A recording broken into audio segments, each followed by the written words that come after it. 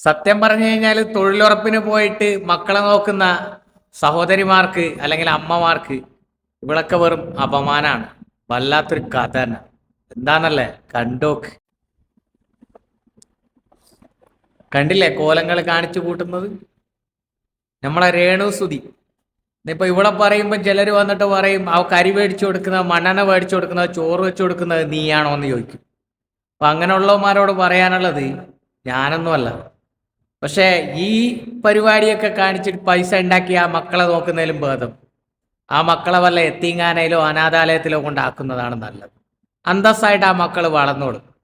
ഇതൊക്കെ എന്താണ് സബ്സ്ക്രിപ്ഷൻ തുടങ്ങിയിട്ട് തുറന്ന് കാണിച്ചു കൊടുത്തും ചൂണ്ടിട്ടാക്കി കൊടുത്തും എന്തിനാണ് ഇമാതിരി ഊളപ്പരിപാടി എടുത്തിട്ട് ജീവിക്കാൻ വേണ്ടി നിൽക്കുന്നത്?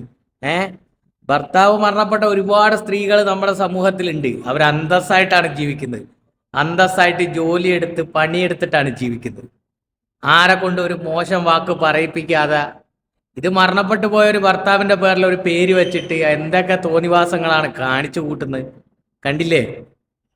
എന്നിട്ട് ഇതിനെ വന്നിട്ട് ന്യായീകരിക്കുകയാണ്, ഞാൻ അങ്ങനെ ആയിട്ടില്ല, ഇങ്ങനെ ചെയ്തിട്ടില്ല, അങ്ങനെയാണ് ഇങ്ങനെയാണെന്നൊക്കെ പറഞ്ഞിട്ട്. എന്താണ് സഹോദരി?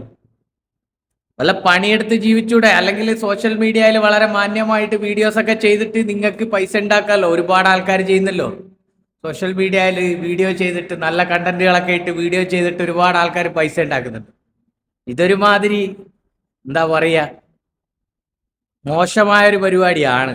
കാരണം എന്ന് വെച്ച് കഴിഞ്ഞാൽ രാത്രി സബ്സ്ക്രിപ്ഷൻ തുടങ്ങിയിട്ട് മോശമായ രീതിയിൽ വീഡിയോ കാണിച്ചു കൊടുത്തിട്ട് പൈസ ഉണ്ടാക്കിയിട്ട് അതിൽ കുടുംബം നടത്തുന്നവരൊക്കെ ഉണ്ടാവും, നമുക്ക് വിഷയമുള്ള. പക്ഷെ നിങ്ങളൊരു ഒന്നില്ലെങ്കിൽ ഒരു കലാകാരന്റെ ഭാര്യയല്ലേ, അയാളുടെ പേരിലല്ല നിങ്ങൾ അറിയപ്പെടുന്നത്. അദ്ദേഹത്തിനെ ഇഷ്ടപ്പെടുന്ന ഒരുപാട് ആൾക്കാർ ഈ സമൂഹത്തിലുണ്ട്. അദ്ദേഹത്തിനെ ഇഷ്ടപ്പെടുന്നത് കൊണ്ടാണ് കുറച്ചു പേരെങ്കിലും നിങ്ങളെ സപ്പോർട്ട് ചെയ്യുന്നത്. മനസ്സിലായില്ലേ? ഈ രേണു സുധി എന്ന് പറയുന്നത്, ആ സുധി എന്ന് പറയുന്ന ആ പേരിനെ കുറെ ആൾക്കാരൊക്കെ ഒന്ന് ഇഷ്ടപ്പെടുന്നുണ്ട്.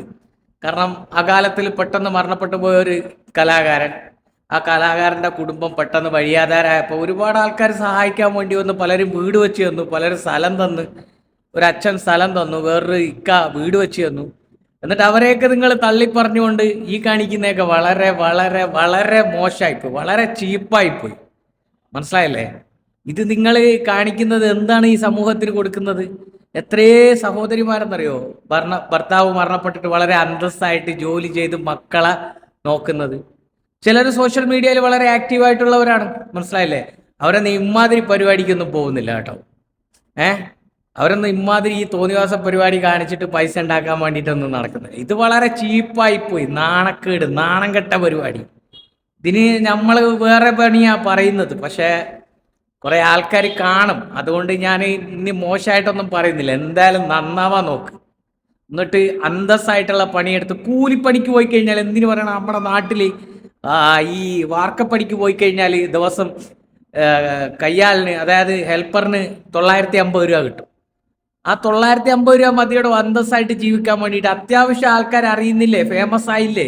സോഷ്യൽ മീഡിയയിൽ 2 കണ്ടന്റ്, നല്ല കണ്ടന്റ് വീഡിയോസ് ഒക്കെ ഇട്ടിട്ട് മര്യാദയ്ക്ക് അങ്ങോട്ട് ജീവിച്ചു പോ. ഇത് കുറെ ആഭാസന്മാരുടെ കൂടെ നടന്നിട്ട് അവന്മാരുടെ തോളിലെടുക്കുന്നതും അവന്മാരെടുത്തിട്ട് നടക്കുന്ന ആ വീഡിയോ ഒക്കെ എന്താ പറയാ, ഒന്നും പറയാനില്ല. പക്ഷെ സത്യം പറഞ്ഞാൽ വളരെ മോശമായിപ്പോയി, വളരെ ചീപ്പായിപ്പോയി. അത്രേ ഉള്ളൂ പറയാൻ.